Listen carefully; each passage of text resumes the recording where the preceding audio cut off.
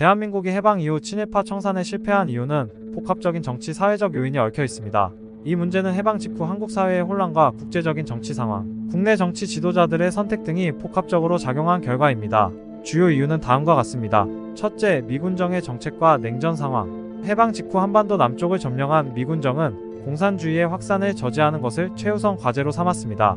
메가더 포고령 2조, 현행 일본 정부의 모든 관료는 종래의 기능 및 의무 수행을 계속하고 모든 기록과 재산을 보존 보호해야 한다. 이 조항은 일본 정부와 공공기관의 지속적인 운영을 규정하며 일제강점기의 행정과 통치의 연속성을 강조했습니다.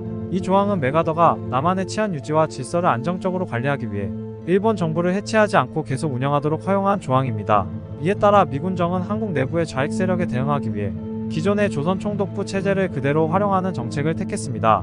이로 인해 일제강점기 때 일본 제국주의와 협력했던 관료와 경찰들이 그대로 남아 행정을 유지하게 되었으며, 해방 이후 목숨이 위태로웠던 반민족 행위자들은 미국에 의해 살아남아 더 큰 권력을 갖게 되었습니다.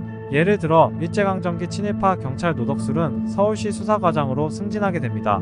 이렇게 미군정 3년 동안 친일파들은 처벌받지 않은 채 자신들의 지위를 이어갔고, 이들은 대한민국 정부 수립 후에도 중요한 위치를 차지했습니다. 또한 해방 이후 바로 시작된 냉전체제는 미국과 소련의 대립을 불러왔고, 한반도 역시 그 중심에 서게 되었습니다. 미국은 한반도에서 공산주의 세력의 확산을 막기 위해 반공주의 세력과 협력할 필요가 있었고, 이는 친일 청산보다는 공산주의 저지가 더 중요하다는 인식을 확산시켰습니다. 한편 한반도 북쪽을 점령한 소련은 북한의 공산주의 체제를 수립하기 위한 기반을 마련하려 했고, 이에 따라 초기부터 토지개혁 및 친일파 청산과 같은 급진적인 개혁을 추진했습니다. 김일성은 소련의 지원을 받으며 북한 정권 수립을 준비했는데, 이는 친일 세력을 청산하고 토지개혁을 통해 북한 내부의 계급 구조를 재편하는 중요한 과정이었습니다. 북한 정권은 일제강점기 동안 일본과 협력했던 친일파를 반민족 행위자로 규정하고 그들을 숙청하거나 권력에서 배제하는 작업을 진행했습니다. 이 과정에서 북한은 일제강점기에 일본과 협력하여 부를 축적한 지주 관료, 경찰 등을 표적으로 삼았습니다. 이들은 일본의 식민 통치에 협력했을 뿐 아니라 대부분 대지주로서 농민을 착취했다는 이유로 공산주의 혁명의 적으로 간주되었습니다. 북한은 이들을 정치적으로 제거하면서 소련의 공산주의 모델을 따르는 사회주의적 개혁을 추진했습니다. 북한은 반민족 행위자뿐만 아니라 공산주의 체제에 부합하지 않는 폭력 조직도 소탕하려 했고, 종교, 특히 기독교도 탄압했습니다. 때문에 북한의 사회개혁을 피해 많은 수의 친일파, 폭력 조직 기독교인들이 남한으로 피난을 오게 됩니다. 둘째, 이승만 정부의 선택. 1948년 수립된 이승만 정부는 반공주의를 바탕으로 권력을 유지하는 것을 최우선 과제로 삼았습니다. 국내에 정치적 기반이 없었던 이승만은 김성수, 송진우 등 친일 성향 자본가들과 손을 잡았습니다. 또한 북한에서 도망온 지주 기독교 폭력 조직을 포용했고, 일제강점기에 일본과 협력했던 관료, 군인, 경찰들을 그대로 기용했습니다.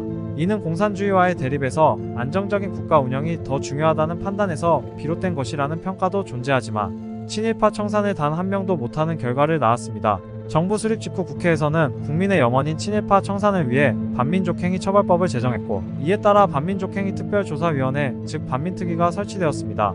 그러나 반민특위는 친일파 청산 과정에서 경찰과 군부의 저항에 직면했고, 친일 관료들을 대거 등용하고 있었던 이승만 정부는 반민특위 활동을 방해했습니다. 1949년 5월 국회 내에 공산당의 앞잡이가 숨어 있다는 이른바 국회 프락치 사건이 터진 이후 반민특위는 공산당의 앞잡이고, 체포된 반민족 행위자들은 공산당과 싸운 애국지사로 둔갑되는 공포 분위기가 형성되었습니다. 이런 분위기 속에서 친일 고문 경찰 노덕술이 반민특위에 잡혀 들어가자 경찰이 국회를 습격하여 노덕술을 구출하면서 사실상 반민특위 활동은 종결되었습니다. 결국 반민특위는 충분한 성과를 내지 못한 채 해체되었고, 이승만과 정권의 비호를 받은 반민족 행위자들과 친일분자들은 정권의 핵심과 경제를 장악하여 오늘날까지 살아남게 되었습니다. 셋째, 사회적 혼란과 경제적 어려움. 해방 직후 한국 사회는 정치적으로 매우 불안정했으며 일제강점기 동안 축적된 사회적 불만이 폭발했습니다. 특히 좌우 대립이 극심했기 때문에 친일파 청산 문제가 사회적 갈등을 더 악화시킬 수 있다는 우려가 있었습니다.